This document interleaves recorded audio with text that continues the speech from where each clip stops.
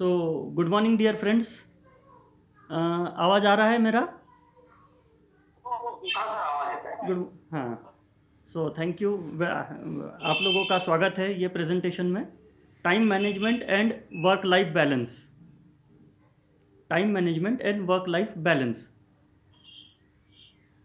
ये दोनों का आपस में बहुत संबंध है, वर्क लाइफ बैलेंस का और टाइम मैनेजमेंट का। तो मोटिव क्या है इसके पीछे? एक्चुअली लाइफ को अगर बैलेंस कर लो तो सारी चीज़ें बैलेंस हो जाती है। आपका रिलेशनशिप बैलेंस हो जाता है, हेल्थ बैलेंस हो जाता है, पीस ऑफ माइंड मिल जाता है। तो एक्चुअली ये टाइम मैनेजमेंट नहीं है, actually it is a life management.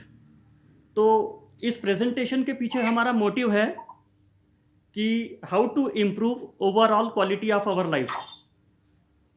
Time management means being more organised, that's all.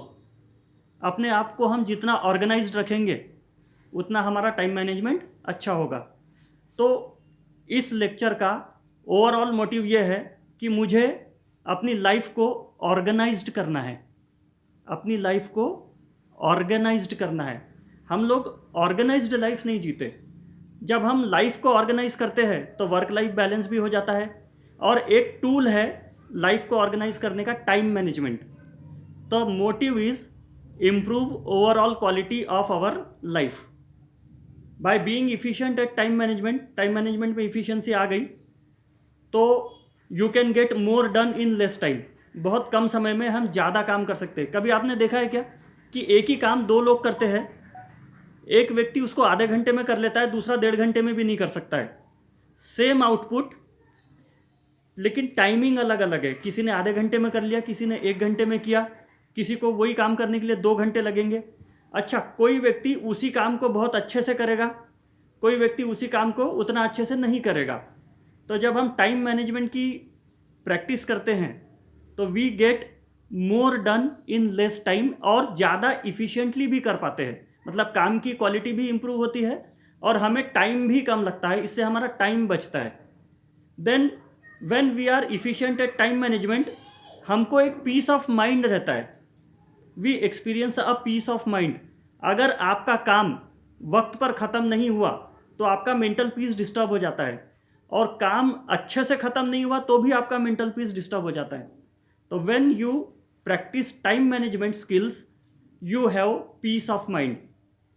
जब पीस ऑफ माइंड होता है तो यू फील लेस स्ट्रेस। अगर आपका काम वक्त पे ख़त्म नहीं होता है तो आपको तनाव ज़्यादा आते हैं और आपका काम अच्छे से भी नहीं होता है। तो जब आप तनाव में होंगे तो काम की क्वालिटी भी सफ़र होती है। तो जब टाइम मैनेजमेंट स्किल्स हम प्रैक्टिस करते हैं तो we feel less stress. Then you enjoy better health.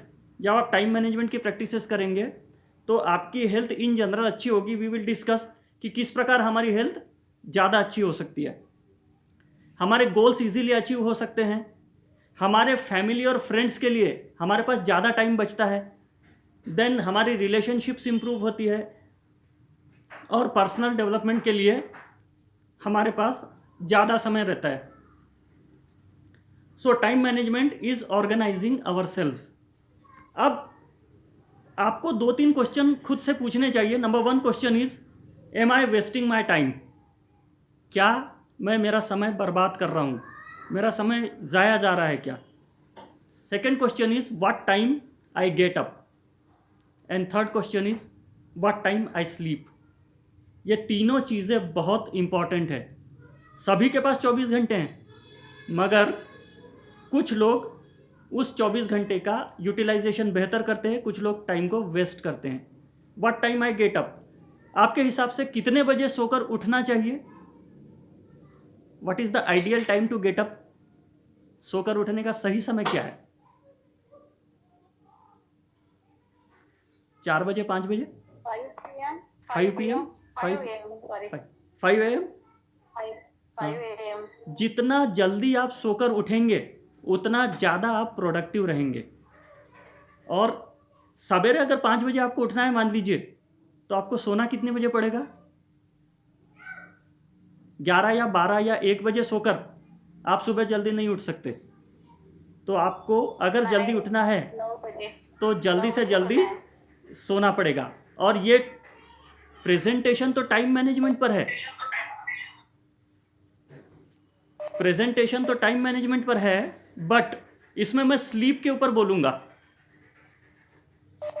आवाज आ रहा है मेरा? आवाज आवाज येतोय का? हां इतरांनी सध्या आपले माईक बंद ठेवा, जेव्हा काही प्रश्न विचारायचे असतील तेव्हा अनम्यूट करून घ्या. हां हां हां, बहुत डिस्टर्बन्स हो रहा है. कारण मी जेव्हा म्यूट करतो तो मग सरांचा पण म्यूट होतो. ठीक आहे. ठीक है, तो इस टॉपिक में मैं स्लीप पे भी बात करूंगा। आपके पास अगर पेन और पेपर होगा तो आप उसको रेडी रखिएगा, और जब मैं स्लीप के ऊपर बोलूँगा, नींद के ऊपर, तो आप उसमें से कुछ चीज़ें नोट डाउन कर सकते हैं जो कि बहुत आपके लिए यूज़फुल होने वाली है। तो टाइम मैनेजमेंट में हम सर्टन टेक्निक्स सीखेंगे इस प्रेजेंटेशन में, सच एज प्रायोरिटाइजिंग। प्रायोरिटाइजिंग मतलब अपनी प्राथमिकता तय करना, यह तय करना कि मेरे लिए क्या इंपॉर्टेंट है, क्या इंपॉर्टेंट नहीं है। I should know what is important for me, what is not important for me. Second is keeping a time log, keeping a time log. Third is work simplification, work simplification, dealing with interruptions, delegation, getting chunks of time, using transition time, saying no and finding balance. ये certain techniques है, इसके बारे में हम इस presentation में discuss करने वाले हैं।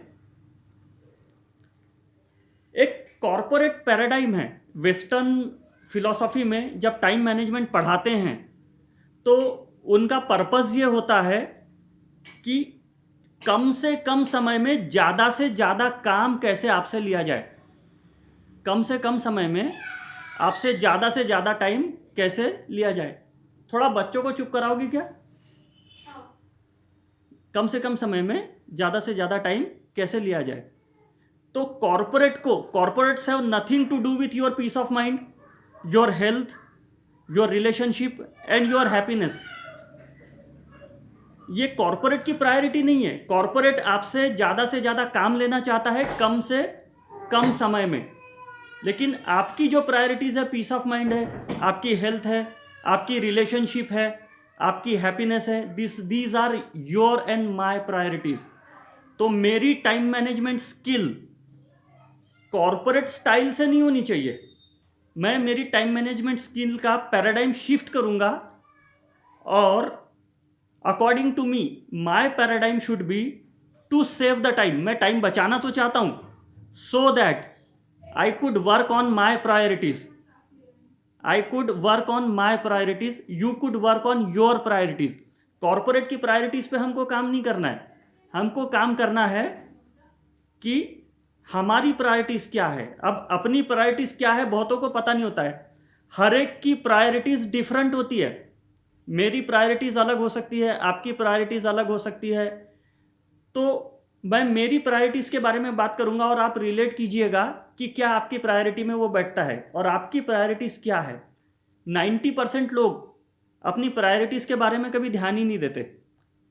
जब भी आप अपनी प्रायोरिटी या प्राथमिकता जब सेट करेंगे या ये सेट करेंगे कि आपके लिए क्या इंपॉर्टेंट है, priority means what is important for मी, तो मेरे लिए एक क्वेश्चन का आंसर करना बहुत जरूरी है। What is most important for me? What is most important for me? जब ये प्रश्न हम अपने आप से पूछेंगे तो हमको अपने दिमाग में दो चीजें रखनी है, morality and ethics. Morality and ethics, कि मेरी जो प्रायोरिटी है वो मोरल इसके अंदर आती है कि नहीं और एथिक्स के अंदर बैठती है कि नहीं, और मेरी जो प्रायोरिटीज है इसके इर्द गिर्द होगी कि मेरे लिए इंपॉर्टेंट क्या है। तो सबसे नंबर 1 क्वेश्चन ये है कि मुझे ये पता हो कि मेरे लिए क्या ज़्यादा इंपॉर्टेंट है। तो मैं मेरी प्रायोरिटीज़ के बारे में थोड़ा डिस्कस करता हूँ, और आप भी अगर आपके पास कागज़ पेन हैं तो आप भी लिखिए कि आपके लिए क्या ज़्यादा ज़रूरी है। मेरी प्रायोरिटी नंबर 1 है, whatever brings me peace of mind is my priority. मेरे को जो मन की शांति दे वो मेरे लिए टॉप प्रायोरिटी है, whatever brings me peace of mind. तो मैं जब प्रायोरिटी फिक्स करूंगा तो मैं उन एक्टिविटीज़ को सामने रखूंगा जिनको करने से मुझे पीस ऑफ माइंड मिले।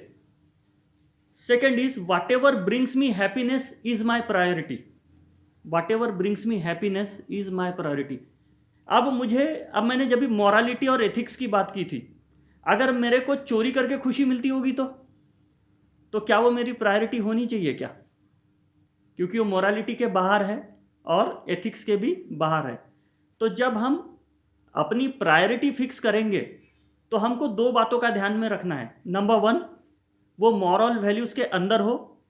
नंबर टू, वो एथिकल वैल्यूज़ के अंदर हो, किसी के अधिकार नहीं छीनती हो और कोई गैरकानूनी काम नहीं करती हो।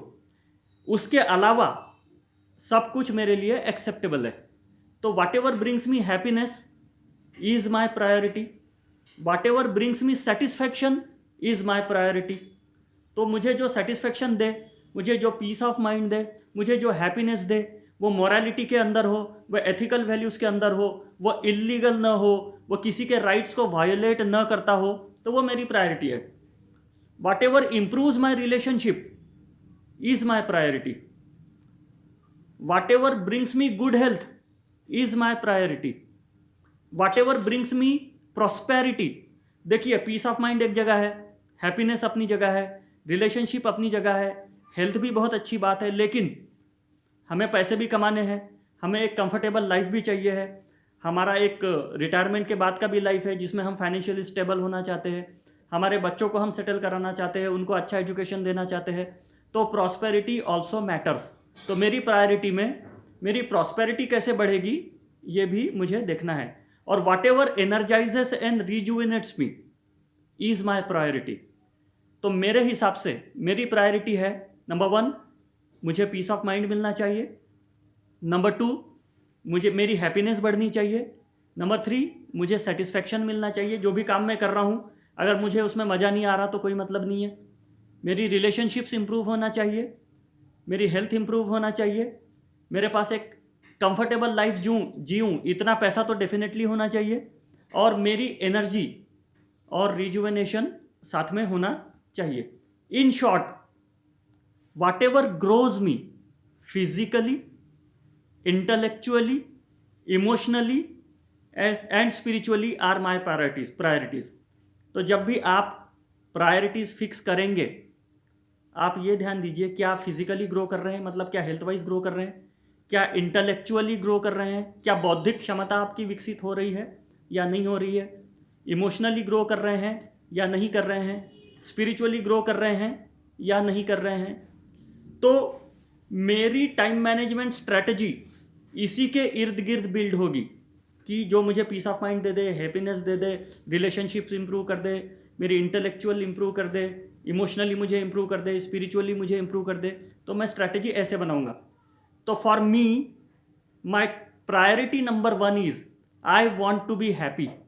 मैं जो कुछ भी करूं उससे मुझे खुशी हासिल हो, and I want to spread this happiness to others.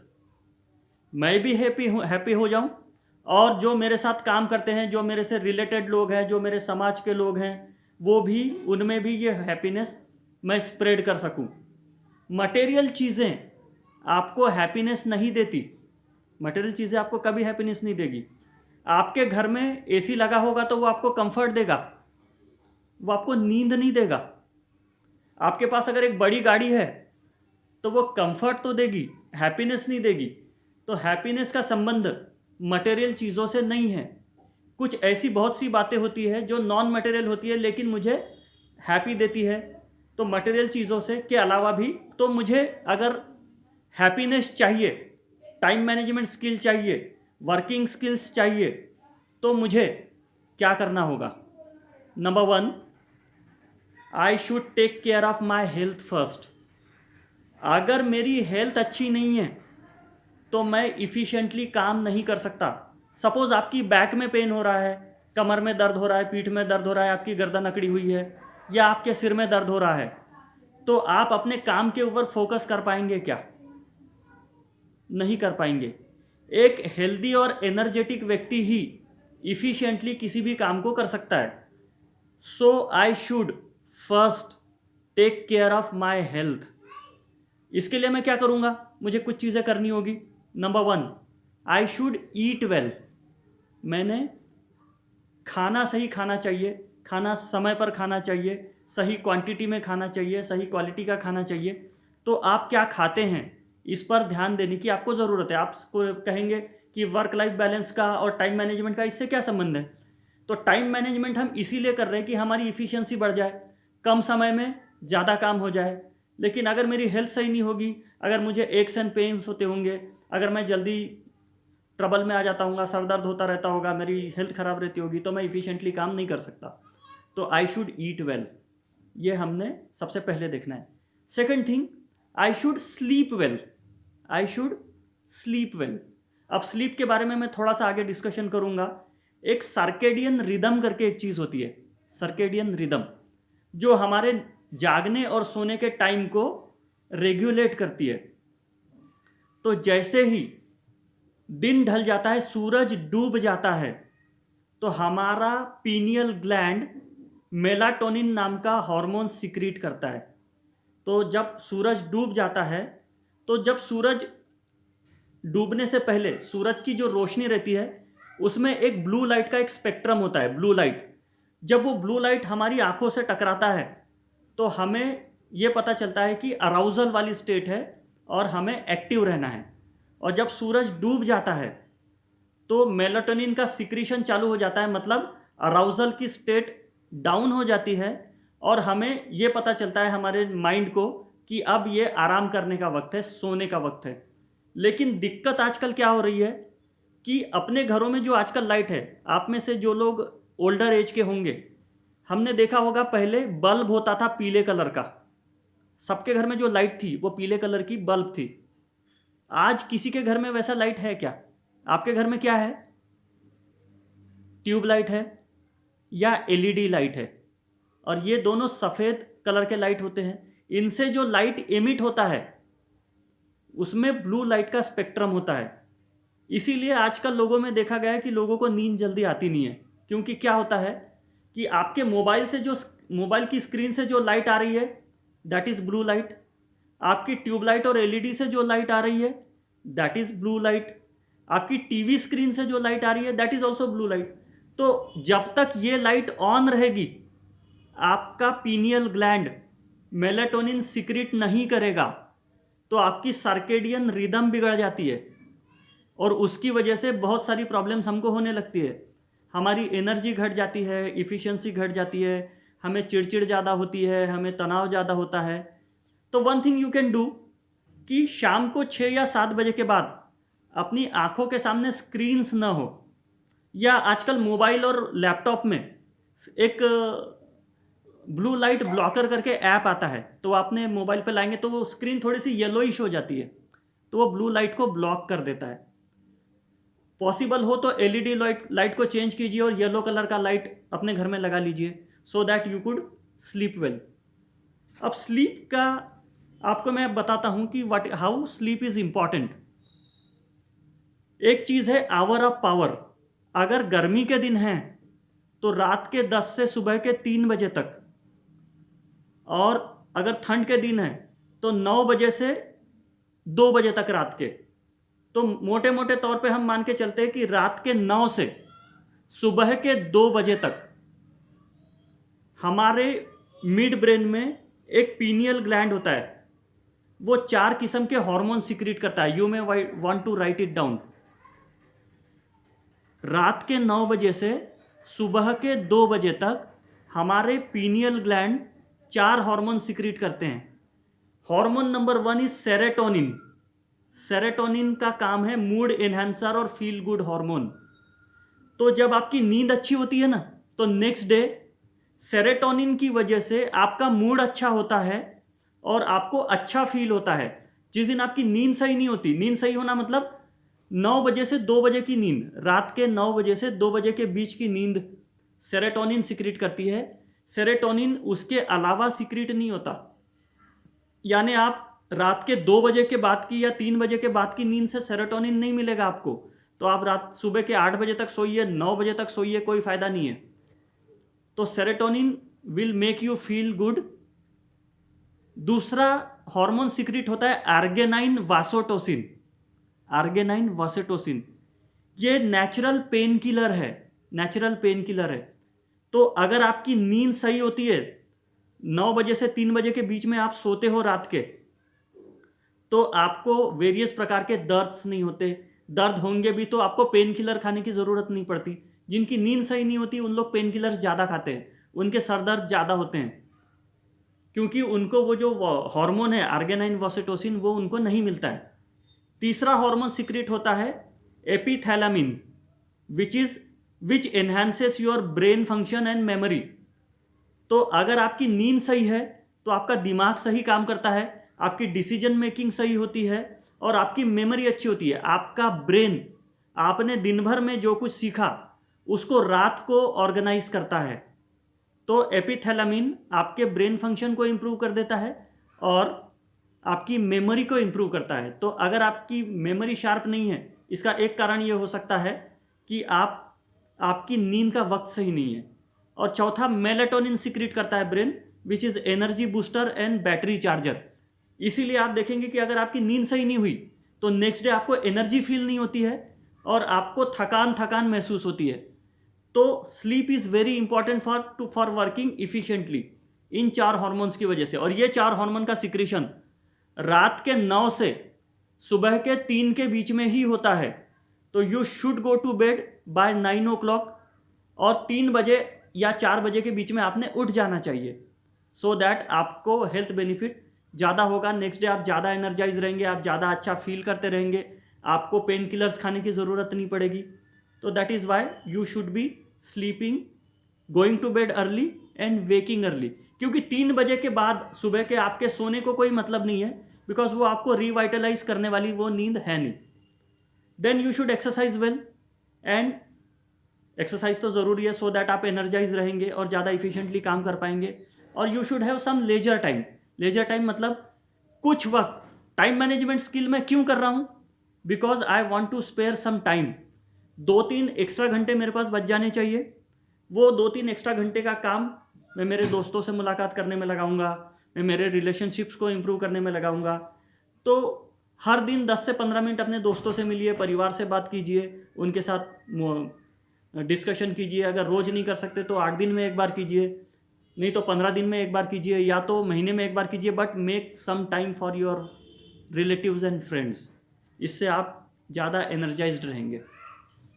तो first thing is I should take care of my physical health. Second thing is I must grow intellectually. I must grow intellectually. Physically तो मैं grow हो गया, अब मेरे पास energy ज़्यादा है, अब मैं ज़्यादा इंटेलेक्चुअली ग्रो करने के लिए अभी मेरे पास एक प्लेटफॉर्म बन गया है। तो मैं क्या करूँगा? Every day I must learn something new, I must acquire knowledge, I must acquire skills, I must acquire values, and I must grow intellectually. अब ये कैसे करूँगा मैं? ये कैसे कर पाऊँगा मैं? मुझे अच्छी अच्छी किताबें पढ़नी चाहिए, मुझे अच्छी अच्छी स्किल्स लर्न करनी चाहिए। इवन मैं यूट्यूब से कुछ नई चीज़ें सीख सकता हूँ, बुक्स से नई चीज़ें सीख सकता हूँ, सेमिनार अटेंड कर सकता हूँ, लेक्चर्स अटेंड कर सकता हूँ, सो दैट मुझे वो बातें पता होगी कि जो मुझे पहले पता नहीं थी। तो I will grow intellectually. Third is I should grow emotionally also. तो पहली में फिजिकल ग्रोथ, सेकेंड में इंटेलेक्चुअल ग्रोथ, थर्ड में एक इमोशनल ग्रोथ मुझे चाहिए। I will do something every day that will reduce my anger, that will reduce my jealousy, that will reduce my hatred, that will reduce my envy. मुझे emotionally grow होने की ज़रूरत है, so that I will be N efficient person. मेरी efficiency बढ़ेगी। अब इसको कैसे करेंगे? How do you grow? Physically तो मैं ग्रो करूँगा, अच्छा खाना खाऊंगा, अच्छी तरह नींद लूँगा, एक्सरसाइज करूँगा डेली, लेजर टाइम अपने दोस्तों के साथ बिताऊँगा, गप्पे मारूँगा, उससे मेरी हेल्थ अच्छी रहेगी। सेकंड, मैं अच्छी अच्छी किताबें पढ़ूँगा, सेमिनार्स अटेंड करूँगा, यूट्यूब पे अच्छे अच्छे लेक्चर्स देखूँगा, मैं इंटेलेक्चुअली ग्रो हो जाऊँगा। बट ये सब बर्बाद हो जाएगा अगर मैं इमोशनली स्टेबल नहीं हूँ। तो मैं इमोशनली अगर आपको ग्रो होना है तो what you should be doing, मैं 2-3 चीज़ें करता हूँ। Number 1 is reflective practices. Reflective practices मतलब मैं हर दिन 15 मिनट आंखें बंद करके साइलेंस में बैठूं और जानूं कि मैं क्या सही कर रहा हूं, क्या गलत कर रहा हूं, क्या करना चाहिए, मेडिटेशन करूं। एक पिछला मैंने जो एक स्पिरिचुअल प्रैक्टिस पर एक लेक्चर लिया था, उसमें मैंने एक प्रैक्टिस बताई थी, वो मैं अभी आपको फिर से शेयर कर रहा हूं, शायद आप लोगों ने वो अटेंड नहीं किया होगा। 15 मिनट के लिए आप ये डेली कीजिएगा। 15 मिनट के लिए आप जब ये डेली करेंगे, व्हाट विल हैपन, एक चीज़ होगी, आपकी हेल्थ इंप्रूव होना शुरू हो जाएगी, आपकी इंटेलिजेंस इंप्रूव होना शुरू हो जाएगी, आपको गुस्सा आना बंद हो जाएगा, आपकी लोगों से जेलसी खत्म हो जाएगी, आपके मन से हेट्रेड खत्म हो जाएगा। अगर आपको कोई डिसीज़ है भी, वो भी ठीक होना शुरू हो जाएगा, आपके जॉइंट पेन ठीक होना शुरू हो जाएंगे और आपकी लाइफ में बहुत अच्छी बातें होना शुरू हो जाएगी, फाइनेंशियल प्रॉस्पेरिटी आना शुरू हो जाएगी। तो ये प्रैक्टिस आप एवरी डे उठने के बाद या सोते वक्त 15 मिनट के लिए कीजिएगा। 15 मिनट के लिए मैं आपको वो करके बताता हूँ, 1 मिनट बाद में आप इसको डेली प्रैक्टिस में लाएंगे, यू विल सी आपकी हर एरिया में इफिशियंसी बढ़ जाएगी। तो 4 फ्रेजेस है जिसको हम आंखें बंद की। First phrase is I am sorry. I am sorry. I am sorry मैं 3 लोगों को बोल रहा हूं। एक तो डिवाइन पावर को बोल रहा हूं, दूसरा खुद को बोल रहा हूं और तीसरा दूसरे लोगों को बोल रहा हूं। तो first phrase is I am sorry. Second phrase is please forgive me. 3 लोगों को बोल रहा हूं, डिवाइन पावर को, खुद को और दूसरे लोगों को। Third phrase is I love you. I love you divine power, I love myself, I love other people. And fourth phrase is thank you. Thank you to divine power, to myself and to other people. तो 15 minute तक आपके मन में आप contemplate कीजिए, I am sorry, please forgive me, I love you, thank you. आप देखेंगे आपके लाइफ में इनॉर्मस चेंजेस आएगा। आप इमोशनली भी ग्रो हो जाएंगे, इंटेलेक्चुअली भी ग्रो हो जाएंगे, हेल्थ वाइज भी ग्रो हो जाएंगे और फाइनेंशियली भी ग्रो हो जाएंगे। This is very very effective practice. Fourth मेरी प्रायोरिटी है कि आई शुड ग्रो स्पिरिचुअली। मेरा एक हायर पर्पस है, मैं उसको जानूंगा। जब मैं ये प्रैक्टिस करूंगा ना, I am sorry, please forgive me, I love you, thank you, तो मैं स्पिरिचुअली भी ग्रो होना शुरू हो जाऊंगा। तो when I do these things my life will be balanced. मेरी लाइफ अगर बैलेंस हो जाएगी, मेरा वर्क भी बैलेंस हो जाएगा। तो when I want to balance my life, put yourself first. आपको अगर आपकी लाइफ बैलेंस में लानी है तो आपको अपने आप को पुट योर सेल्फ फर्स्ट। ये सेल्फिश नहीं है। When I work on my self, जब मैं अपने आप पर फिजिकली वर्क करता हूँ, इंटेलेक्चुअली वर्क करता हूँ, इमोशनली वर्क करता हूँ और स्पिरिचुअली वर्क करता हूँ, तो मैं एक इफिशिएंट पर्सन बनता हूँ। मैं खुद के लिए भी अच्छे रिजल्ट प्रोड्यूस करता हूँ और मैं सोसाइटी के लिए भी अच्छे रिजल्ट प्रोड्यूस करता हूँ। तो who needs to manage time then? Students, employees, bosses, businessman, हाउसवाइफ्स, sports people, film star, I mean everybody needs to manage their time first. भगवान ने हम सबको 24 घंटे दिए हैं। स्त्री हो, पुरुष हो, एम्प्लॉय हो, बॉस हो, सबके पास 24 घंटे है, ना कम ना ज़्यादा। तो मेरे पास हर दिन 24 घंटा मुझे मिला हुआ है।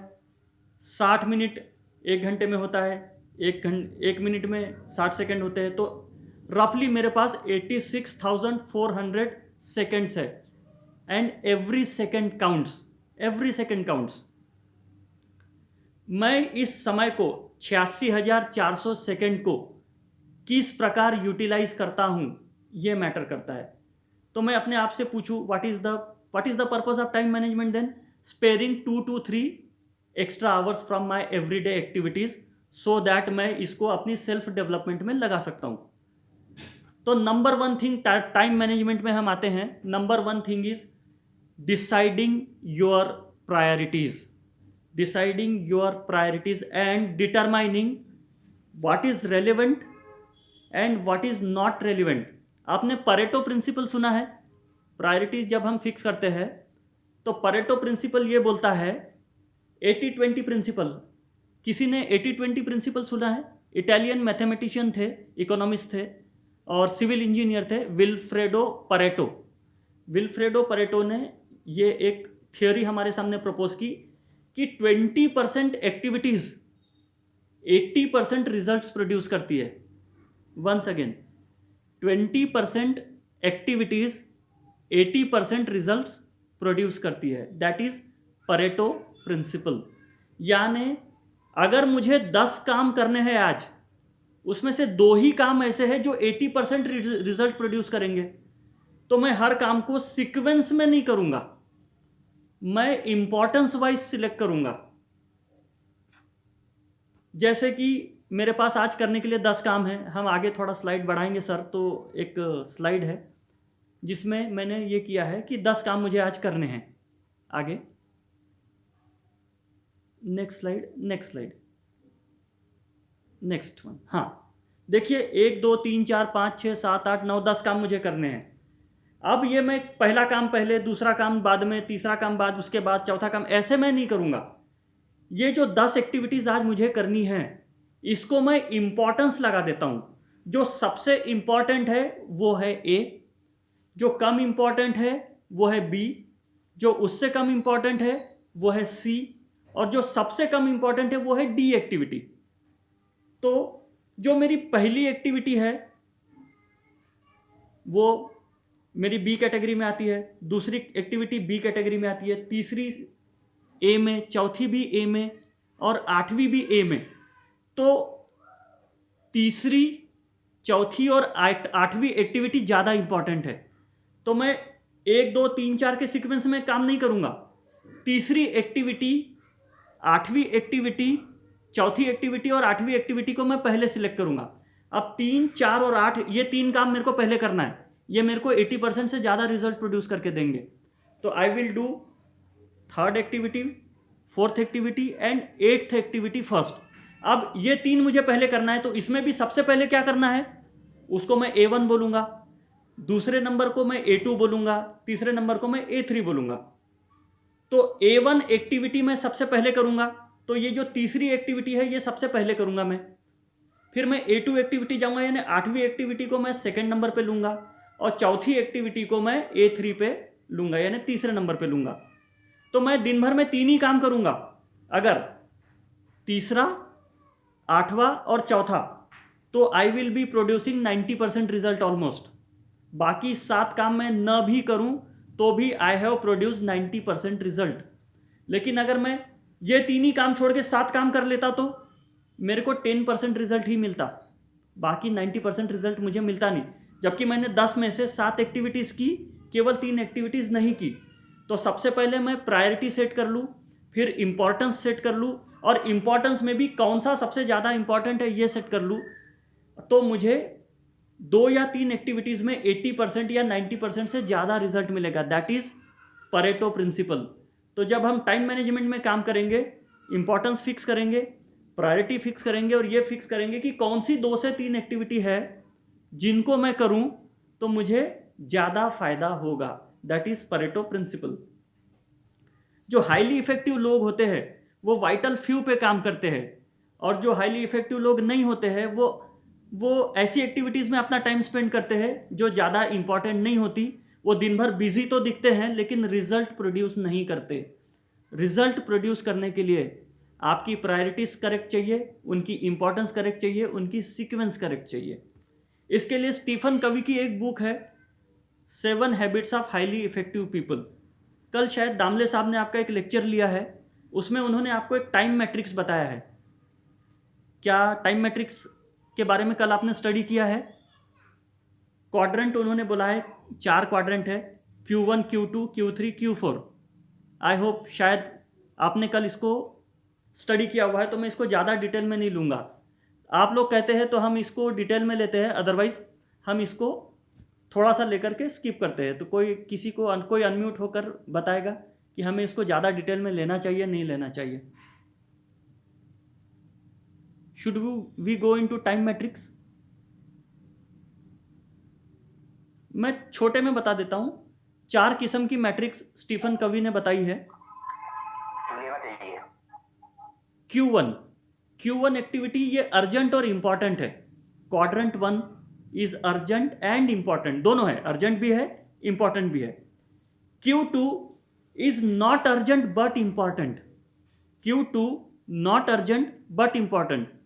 Q3 अर्जेंट भी है और इंपॉर्टेंट भी है।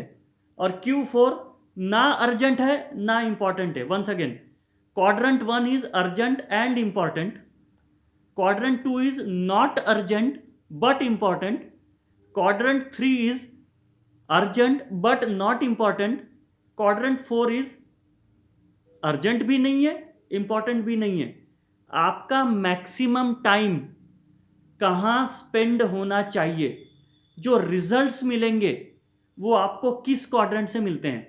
कैन एनीवन टेल मी कि सबसे ज़्यादा समय कौन से क्वाड्रेंट पे आपका लगना चाहिए? Which quadrant is more important?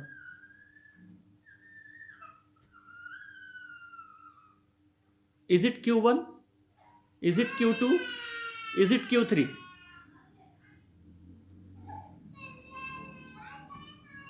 Quadrant 1 की जो एक्टिविटीज़ है कि क्लाइंट से मिलना है, डेडलाइन में ये करना है, ब्रोकन मशीनरी ठीक करना है, मेडिकल ट्रीटमेंट के लिए जाना है, दैट इज क्वाड्रेंट 1, अर्जेंट है और इंपॉर्टेंट भी है। तो आपका कुछ समय क्वाड्रेंट 1 पे जाना चाहिए। क्वाड्रेंट 3 ऐसा है कि अर्जेंट तो है लेकिन इंपॉर्टेंट नहीं है, ईमेल देखना है, विजिटर को मिलना है, सब्जी लेने जाना है, किराना लेने जाना है, एटसेट्रा जो काम है वो क्वाड्रेंट 3 के है कि इनको करना तो जरूरी है, अभी के अभी करना है, लेकिन नहीं किए तो ज़्यादा फर्क नहीं पड़ता। सबसे इंपॉर्टेंट होता है और क्वाड्रेंट सबसे खराब क्वाड्रेंट है quadrant 4, that is quadrant of waste, वक्त की बर्बादी वाला क्वाड्रेंट है क्वाड्रेंट ऑफ वेस्ट।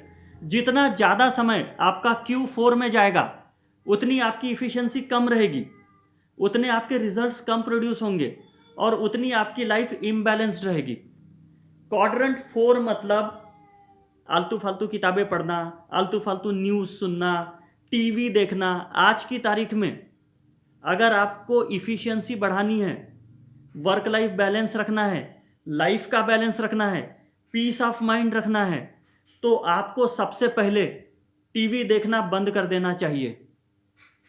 टीवी देखना बंद कर देना चाहिए। ये टीवी ने हमारे पूरे दिमाग खराब करके रखे हुए हैं।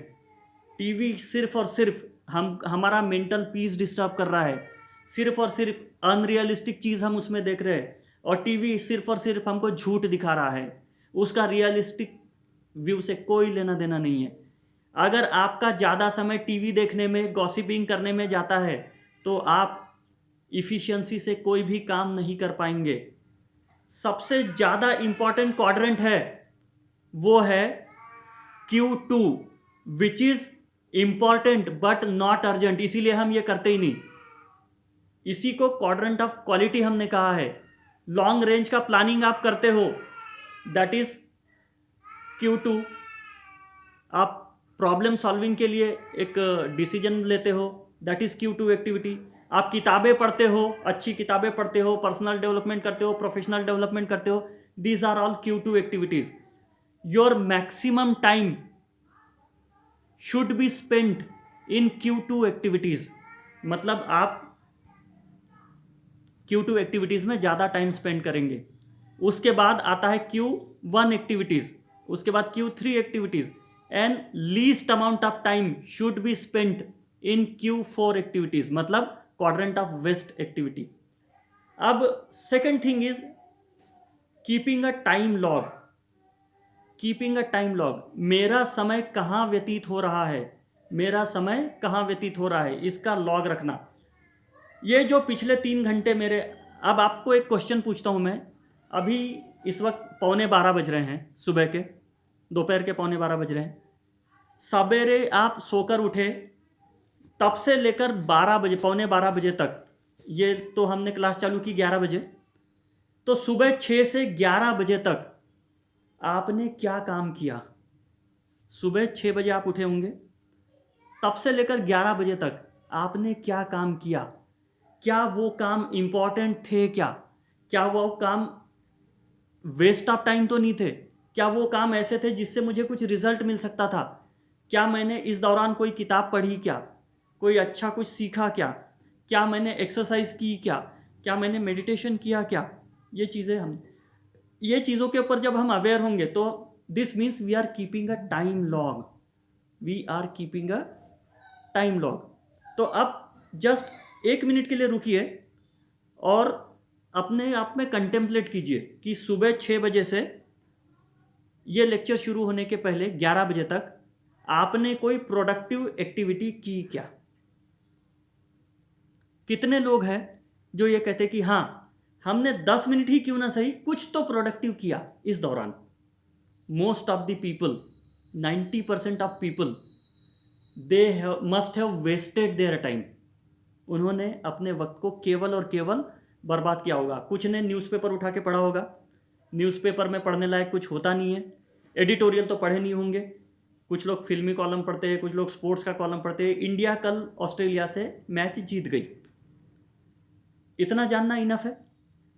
पूरा पेपर भर के उसमें आया होगा न्यूज़, पूरा पढ़ना ज़रूरी था क्या? इंडिया ऑस्ट्रेलिया से मैच जीत गई, दैट वाज इनफ। लेकिन हम क्या करेंगे, हम वो पूरी की पूरी न्यूज़ पढ़ेंगे, किसने कितने रन बनाए, किसने क्या किया, वो जानना बिल्कुल हमारे लिए ज़रूरी नहीं था। बट व्हाट वी डू, हम या तो वो न्यूज़ देखेंगे जिसमें आपको हर वो गलत चीज़ बताई जाएगी जो हुई नहीं है, या तो आप न्यूज़पेपर उठाकर पढ़ेंगे जिसमें आप वो चीज़ें पढ़ेंगे जो कि इर्रेलेवेंट है, जिसका आपके लाइफ से कोई रिलेशन नहीं है। तो 10 से 15 मिनट ही सही, क्या इन 5 घंटों में हमने कुछ प्रोडक्टिव किया? Being aware of that is keeping a time log. तो मेक श्योर हर दिन कुछ तो समय प्रोडक्टिव कामों में जाए। अब हमने जैसे स्लीप की बात की थी कि हमने 9 से 10 बजे तक सो जाना चाहिए और 4 बजे के लगभग सोकर उठ जाना चाहिए। ये तभी पॉसिबल है जब आप 9 बजे सो गए होंगे। अगर आप जितना लेट सोएंगे, जैसे आप अगर 12 बजे सो रहे हैं तो नेचुरली आपकी स्लीप पैटर्न डिस्टर्ब हो गई है, आप 4 या 5 बजे उठ नहीं सकते, तो नेचुरली आप 7:30 या 8 बजे सोकर उठेंगे।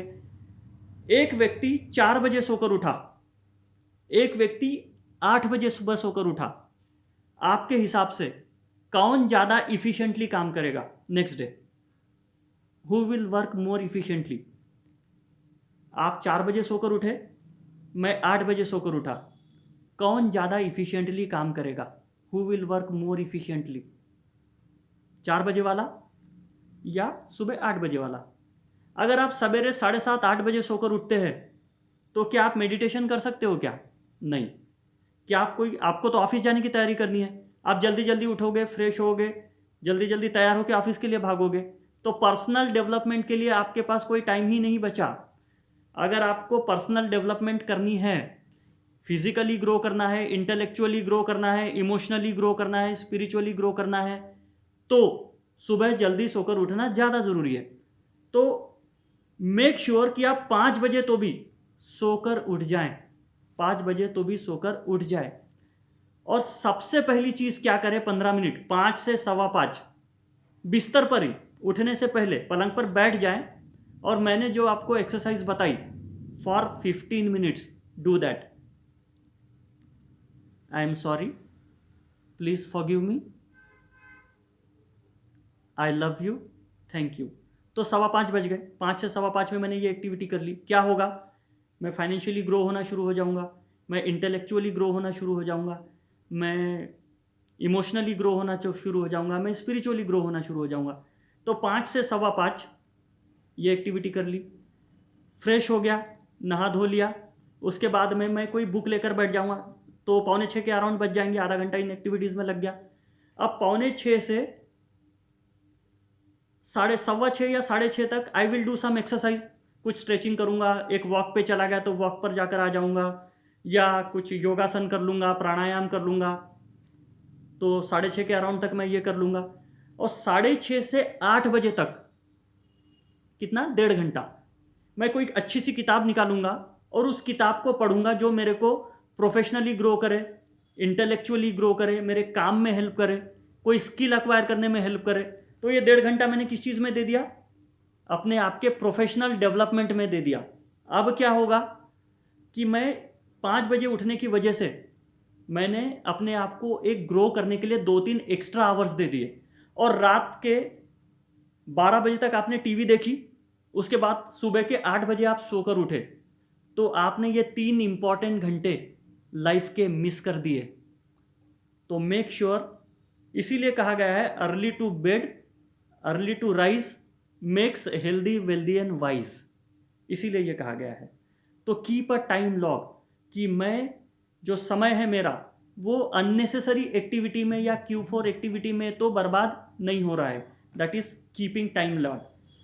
जो इंपॉर्टेंट लोग होते हैं ना, जो सक्सेसफुल लोग होते हैं, वो अपने टाइम को सेकंड्स में गिनते हैं। आपने कभी ये अनुभव किया है क्या कि आप जब पेट्रोल भरने जाते हो तो कई बार सामने जो पेट्रोल भरवा रहा होता है बंदा, वो क्या करता है, एक तो अपनी टैंक खोल कर नहीं रखेगा, जब उसका नंबर आएगा तब वो कहीं तो जेब में से चाबी ढूंढेगा, कुछ करेगा, उसके बाद में वो अपनी टैंक खोलेगा, उसके बाद में वो पेट्रोल भरने देगा, उसके बाद में वो अपनी जेब में से पर्स निकालेगा और बाद में वो पेट्रोल पंप वाले को पैसे देगा। कितना तो आपका टाइम भी वेस्ट, खुद का टाइम तो वेस्ट, उसको अपने समय की तो कदर नहीं है, आपके भी समय की कदर नहीं होती, और आप खड़े होकर वेट करते रहते कि कब ये सामने से निकले तो आपका नंबर आए। आप ये भी तो कर सकते थे कि आपका नंबर आने से पहले आप अपनी पेट्रोल टैंक ओपन करके रख लें। आप अपनी जेब से ऑलरेडी, अगर आपको 1000 रुपये का पेट्रोल भराना है तो आप 1000 रुपये अपने हाथ में ऑलरेडी निकाल के रख ले। जिस टाइम पे वो पेट्रोल भर रहा है तो आपने उसको 1000 रुपये दे दिए, सो दैट आप जल्दी से वहाँ से निकल सको। तो जो सक्सेसफुल लोग होते हैं, जो इम्पॉर्टेंट लोग होते हैं, वो खुद के भी वक्त की कदर करते हैं, वो दूसरों के वक्त की भी कदर करते हैं। तो किसी व्यक्ति की एक्टिविटी से ये पता चल जाता है हमें कि ये व्यक्ति लाइफ में सक्सेसफुल होगा या नहीं होगा। सक्सेसफुल पीपल अपने टाइम की भी कदर करते हैं, दूसरों के टाइम की भी कदर करते हैं। तो make sure you make every second count of your life. आपका, अब किसी को कोई काम बताया, उसने बोला कि कल मैं दोपहर तक कर दूंगा, तो मान के चलिए कि ये व्यक्ति लाइफ में ज़्यादा सक्सेसफुल नहीं होगा। कल दोपहर तक मतलब 11 बजे भी हो सकता है, 12 बजे भी हो सकता है, 2 भी हो सकता है, 3 भी हो सकता है, वो स्पेसिफिक टाइम नहीं बोल रहा है। मतलब ये व्यक्ति लाइफ में ज़्यादा आगे नहीं बढ़ेगा।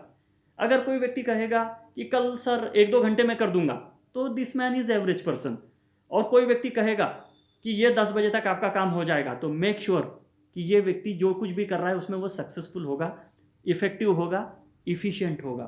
तो अपने एक एक मिनट, एक एक सेकेंड का टाइम लॉग रखिए। देन टाइम मैनेजमेंट की एक टेक्निक है प्रोक्रेस्टिनेशन। प्रोक्रेस्टिनेशन क्या होता है? प्रोक्रेस्टिनेशन का मतलब होता है काम को टालना। काम को टालना दो किस्म का होता है, एक negative procrastination, positive procrastination. Negative procrastination में क्या होता है कि जो चीज़ ज़रूरी है वो आप उसको कर नहीं रहे। अब फॉर एग्जांपल आपकी गाड़ी से खटखट आवाज़ आ रही है, तो आपको पता है कि गाड़ी से आवाज़ आ रही है मतलब इसकी सर्विसिंग की ज़रूरत है, लेकिन चल रही है, लेकिन आप क्या कर रहे हैं, इसकी सर्विसिंग टाल रहे हैं। किसी तो भी दिन वो गाड़ी बिल्कुल बंद हो जाएगी और आप ट्रबल में आ जाओगे। जो काम ज़रूरी है उसको प्रोक्रेस्टिनेट करना इज नेगेटिव प्रोक्रेस्टिनेशन। कितने लोग हैं जो पिछले 20 साल से ये सोच रहे हैं कि कल से जल्दी उठूंगा और एक्सरसाइज करूंगा, कल से जल्दी उठूंगा और एक्सरसाइज करूंगा, और ये कल पिछले 20 या 30 सालों में आया ही नहीं है। That is called procrastination. जो चीज़ आपकी प्रायोरिटी में है, जो चीज़ इंपॉर्टेंट है, उसको तुरंत किया जाना चाहिए, उसको तुरंत किया जाना चाहिए। पॉजिटिव प्रोक्रेस्टिनेशन भी होता है, जैसे किसी की सिगरेट पीने की इच्छा हुई, लेकिन उसने कहा कि नहीं यार अभी नहीं पीता हूँ, मैं 1-2 घंटे के बाद पीऊँगा। दैट इज़ पॉजिटिव प्रोक्रेस्टिनेशन, वो अच्छा है। शराब पीने की इच्छा हुई लेकिन आपने टाला कि नहीं यार अब नहीं करता हूँ, बाद में करूँ पीऊँगा। या टीवी देखने की इच्छा हो रही लेकिन आपने सोचा कि नहीं यार अभी मैं एक किताब पढ़ता हूँ, ये टीवी में बाद में देखूँगा। That is positive procrastination, that is good. Negative procrastination में आप इंपॉर्टेंट कामों को टालते जाते हो, टालते जाते हो, टालते जाते हो। और आप किन बातों को टालते हो? आप मेडिटेशन करना, इसको टालते हो। आप एक्सरसाइज करना, इसको टालते हो। आप अच्छी किताबें पढ़ना, इसको टालते हो। हाँ पढ़ लूँगा, कल कर लूँगा, परसों कर लूँगा। दैट इज़ नेगेटिव प्रोक्रेस्टिनेशन, और ये आपकी इफिशियंसी को घटाता है। तो प्रोक्रेस्टिनेशन से कैसे दूर हो? एक अफर्मेशन अपने आप को बोलते जाइए, do it now, do it now, do it now, do it now. जैसे आपको कोई किताब पढ़ने की इच्छा हुई तो आप अपने आप को 10-12 बार बोलिए, अभी पढ़ो, अभी पढ़ो, अभी पढ़ो, अभी पढ़ो। किताब निकालिए, पढ़ना शुरू कर दीजिए। सेंस ऑफ अर्जेंसी को डेवलप कीजिए, सेंस ऑफ अर्जेंसी को डेवलप कीजिए। बड़े टास्क करने के लिए हम प्रोक्रेस्टिनेट करते हैं, तो उनको छोटा छोटा टास्क में बांट दीजिए कि ये छोटा कर लेता हूँ। जैसे आपको, आपका काम ऐसा है कि आपको फ़ोन कॉल्स करनी है, 50 फ़ोन कॉल्स करनी है, तो आपको लगता है 50 फ़ोन कॉल करनी है यार, टाइम लगेगा बहुत, आप टालने लगते हो।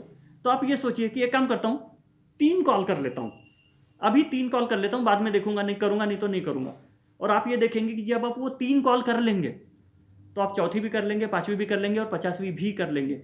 शुरुआत तो करेंगे। जैसे आपने सोचा है कि मैं कल से मॉर्निंग वॉक पे जाऊँगा, मॉर्निंग वॉक पे जाऊँगा, मॉर्निंग वॉक पे जाऊँगा, लेकिन आप जाते नहीं। तो आपने सोचा है कि 2 किलोमीटर 3 किलोमीटर की वॉक करूँगा। आप ये डिसाइड कीजिए कि कल से एक काम करता हूँ, 25-50 मीटर चल के वापस आ जाऊँगा। मैं घर से निकलता हूँ, 50 मीटर जाके वापस आ जाता हूँ। आप निकलिए तो सही, आप 3 किलोमीटर भी चले जाएंगे। तो अपने बड़े काम को छोटे छोटे कामों में बांट लीजिए, तो आप प्रोक्रेस्टिनेशन को अवॉइड कर पाओगे। देन आप विजुअलाइज कीजिए कि आप एक हाईली इफिशिएंट पर्सन हो। विजुअलाइजेशन, जो आप विजुअलाइज करते हो विथ फीलिंग, वो आपकी लाइफ में रियलिटी में होता है। तो मैं 5 मिनट ये एक्सरसाइज भी कर सकता हूँ, रोज आंखें बंद की, और मैं ये विजुअलाइज कर रहा हूँ कि मैं एक इफिशिएंट पर्सन हूँ। मैं जिस भी काम को हाथ में लेता हूँ मैं उसको पूरा करके ख़त्म करता हूँ। मैं एक्चुअली नहीं कर रहा हूँ, मैं ये विजुअलाइज कर रहा हूँ कि मैं एक इफिशिएंट पर्सन हूँ। मैंने एक काम को हाथ में लिया और ख़त्म करके ही मैं माना। जैसे मैंने एग्जांपल दिया कि मुझे 50 फ़ोन कॉल करनी है, मैं एक मार्केटिंग का बंदा हूँ, मुझे 50 फ़ोन कॉल करनी है, तो मैं आंखें बंद करके 5 मिनट ये विजुअलाइज करता हूँ कि मैं फ़ोन डायल कर रहा हूँ, लोगों से बात कर रहा हूँ, फ़ोन डायल कर रहा हूँ, लोगों से बात कर रहा हूँ, फ़ोन डायल कर रहा हूँ, लोगों से बात कर रहा हूँ। होगा ये कि ये विजुअलाइजेशन आपको फोर्स करेगा कि आप एक्चुअल में भी इस चीज़ को कंप्लीट कर लो। मैं विजुअलाइज करता हूँ कि मैं एक किताब निकाल के पढ़ रहा हूँ और मैंने 15-20 मिनट ये किताब पढ़ी। 10 मिनट आप ये विजुअलाइजेशन कीजिए, आप देखेंगे कि आप वो किताब को निकालोगे और एक्चुअली पढ़ोगे। तो विजुअलाइजेशन ये बहुत इंपॉर्टेंट टूल है। ये हेल्थ वाइज काम आता है, ये प्रोफेशनल डेवलपमेंट में काम आता है, ये हर इफिशियंसी को बढ़ाने में बहुत काम आता है। और meditation is based on visualisation. तो visualise your self as a very effective person. Then comes delegation. हर काम इंपॉर्टेंट नहीं है। आप अपना टाइम उन बातों में वेस्ट मत कीजिए जो ज़्यादा इंपॉर्टेंट नहीं है। आप कम इंपॉर्टेंस के काम डेलीगेट कर दीजिए, दूसरे को दे दीजिए। आपने क्या करना है, प्रोफेशनल ग्रोथ पे ध्यान देना है, स्पिरिचुअल ग्रोथ पे ध्यान देना है, इमोशनल ग्रोथ पे ध्यान देना है, फिजिकल ग्रोथ पे ध्यान देना है, और बाकी दूसरे काम हायर कर देना है किसी को कि भैया ये आप काम कर लीजिए। क्लैरिटी के साथ कर लीजिए कि भाई आपको ये काम दिया गया है, आप इसको कंप्लीट कर दीजिए। जैसे आप ऑफिस में बॉस है, तो आप लोअर एक्टिविटी के काम जो है, आपका काम है डिसीजन मेकिंग और प्रोफेशनल ग्रोथ, तो दूसरे जो काम है वो आप किसको दे देंगे, दूसरे लोगों को दे देंगे कि आप इन कामों को कर दीजिए। तो delegation. Then time management efficiency तब आएगी जब आप इंटरप्शंस को अवॉइड करेंगे। इंटरप्शंस, लोग आपको डिस्टर्ब करते हैं। आपने देखा है पैसेंजर ट्रेन किसी स्टेशन से, एक स्टेशन से दूसरे स्टेशन में जाने में ज़्यादा समय लेती है और एक्सप्रेस ट्रेन कम समय लेती है। बताइए क्यों? पैसेंजर ट्रेन को ज़्यादा वक्त लगता है और एक्सप्रेस ट्रेन को कम वक्त लगता है। उसका कारण ये है, दोनों में सेम इंजन है, दोनों में सेम इंजन है, रेलवे इंजन सेम है, लेकिन passenger train takes more time. Why? क्योंकि वो हर जगह रुकते हुए जाती है और एक्सप्रेस ट्रेन बीच बीच में रुकती नहीं है। शुरू हुई तो वो अपने डेस्टिनेशन पे जाकर रुकती है, जो उसका पहला डेस्टिनेशन है। जैसे आप राजधानी एक्सप्रेस से जा रहे हैं तो आप नागपुर से छूटेंगे, सीधे भोपाल में रुकेंगे, ठीक है। आप पैसेंजर ट्रेन से जा रहे हैं, नागपुर से छूटेंगे, गोदनी में रुकेंगे, आगे कलमेश्वर में रुकेंगे, काटोल में रुकेंगे, नरखेड़ में रुकेंगे। और एवरी टाइम जब ट्रेन रुकती है तो स्पीड पकड़ने के लिए टाइम लेती है, ज़्यादा टाइम लेती है। उसकी वजह से क्या होता है कि उसको ज़्यादा वक्त लगता है। तो जैसे आपने कोई काम अगर हाथ में लिया और आपको अगर किसी ने डिस्टर्ब नहीं किया तो आप उसको बहुत जल्दी ख़त्म कर लेंगे, लेकिन बीच में लोग आ रहे हैं, बीच में फ़ोन आ रहा, बीच में डिस्टर्बेंस हो रहा है, तो आपको आपकी लिंक दोबारा जोड़ने में बहुत समय लगता है और ये आपका टाइम कंज्यूम करता है। तो जो काम 1 घंटे में ख़त्म हो सकता था, उस काम को 4 से 5 घंटे लग जाते हैं। तो आपका अननेसेसरीली वक्त बर्बाद हो गया। तो कोशिश कीजिए कि आप जब कोई इंपॉर्टेंट काम कर रहे हो तो आपको कोई इंटरप्ट ना करे। बहुत इंपॉर्टेंट काम कर रहे हो तो अपने मोबाइल को स्विच ऑफ कर दीजिए या साइलेंट पे कर दीजिए या टेलीफोन के रिसीवर को उठाकर रख दीजिए। इस प्रकार से आप क्या करेंगे कि आप आपके डिस्टरबेंस या इंटरप्शंस को कम कर पाएंगे, सो दैट आप इफ़िशिएंटली ज़्यादा काम कर पाएंगे। या आप आपके मोबाइल पर एक ये मैसेज डाल सकते हैं कि काइंडली लीव मैसेज, मैं मतलब इस वक्त फ़ोन नहीं उठा सकता हूँ या मैं मीटिंग में हूँ, इस प्रकार से। तो ट्राई टू अवॉइड इंटरप्शन। अब इंटरप्शन अवॉइड करने का सबसे बेहतरीन तरीका है सुबह जल्दी उठना। सुबह 5 से 7 के बीच में ना तो आपको किसी का फ़ोन आता है, ना तो आपको कोई डिस्टर्ब करने आता है, सारे लोग सो रहे होते हैं, सारी दुनिया सो रही होती है। उस वक्त प्रोफेशनल और पर्सनल डेवलपमेंट का आइडियल टाइम होता है, जहाँ पे इंटरप्शन लीस्ट होता है। तो मेक श्योर सुबह जल्दी सोकर उठो। गेट चंक्स ऑफ टाइम, 2 से 3 घंटा आपको एक्स्ट्रा मिल जाते हैं जब आप सुबह जल्दी सोकर उठते हैं। Then transition time, learn more to earn more. तो अगर आपको ज़्यादा प्रोफेशनली ग्रो करना है, ज़्यादा इफिशिएंटली काम करना है, तो you should learn more. Keep updated with your profession, अपने प्रोफेशन से रिलेटेड चीज़ें पढ़िए। 1 घंटा तो भी अपने सेल्फ ग्रोथ को दीजिए। जो लोग सक्सेसफुल है वो कम से कम 1 घंटा पढ़ते हैं रोज़। जो लोग ज़्यादा सक्सेसफुल है वो कम से कम 2 घंटा पर्सनल डेवलपमेंट में लगाते हैं। और जो हाईली सक्सेसफुल लोग हैं वो कम से कम 3 घंटा पर्सनल ग्रोथ को देते हैं। और जो लोग एवरेज है वो पर्सनल ग्रोथ को कुछ भी समय नहीं देते हैं। जर्नी टाइम को यूटिलाइज कर सकते हैं। जैसे आप बस में जा रहे हैं तो बस में आप किताब तो नहीं पढ़ सकते, मगर कोई अच्छा सा लेक्चर सुन सकते हैं। आप डॉक्टर के यहाँ गए, आधे घंटे का वक्त है, तो कोई बुक अपने पास रख ली, बुक पढ़ लिया, या कोई अच्छा सा लेक्चर यूट्यूब पर सुन लिया। अपने बैग में एक अच्छी बुक हमेशा रखिए। कम टीवी पढ़िए देखिए, कम न्यूज़पेपर पढ़िए। टाइम मैनेजमेंट का एक बेहतरीन टूल है वर्क सिंप्लीफिकेशन। अपने काम को सिंप्लीफाई कीजिए। अब सिंप्लीफाई कैसे करेंगे? हम 80-20 रूल अप्लाई करेंगे, नई नई मेथड्स काम को करने की सीखेंगे, हम कम गलतियां करेंगे तो काम अच्छा होगा, फोकस लगाकर काम करेंगे और टीम वर्क बिल्ड करेंगे तो वर्क सिंप्लीफिकेशन हो जाएगा। And try to find a balance spiritual development में, peace of mind, health, relationship, इसमें आप एक बैलेंस इस्टेब्लिश करने की कोशिश कीजिए। अगर आप ये एक्टिविटीज़ करेंगे तो you will see, you will be more efficient, you will be more effective. आपके पास 2-3 एक्स्ट्रा घंटे बचेंगे जो कि पर्सनल ग्रोथ में आप लगा पाएंगे, तो फाइनेंशियली भी आप ग्रो हो जाएंगे, मेंटल पीस आपको मिलेगा, हैप्पीनेस आपको मिलेगा। समय बचा तो आप आपके दोस्तों के साथ टाइम स्पेंड कर सकेंगे, आप अपनी फैमिली के साथ टाइम स्पेंड कर सकेंगे, and you will reap all the benefits. So thank you very much friends. अगर आपको कोई क्वेश्चंस है तो हम वो क्वेश्चंस लेंगे अभी। सो थैंक यू वेरी मच।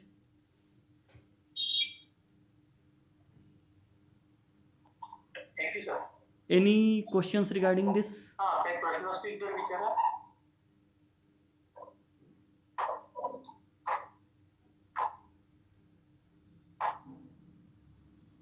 प्रश्न विचारू शकता तुम्ही, आणि सोबत मी लिंक पण देतो, फॉर्म भरू शकता. कोणी आज नवीन आलेला आहे का? आज पहिल्यांदा इथे जॉईन झाला आरटीसी नागपूरला असतील तर मला अनम्यूट करून सांगा.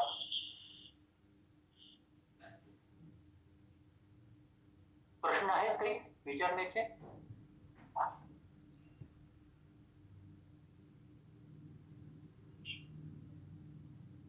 सो आई गेस कोई क्वेश्चंस नहीं है। हा, जर प्रश्न नसतील तर आपण थांबू. हाँ,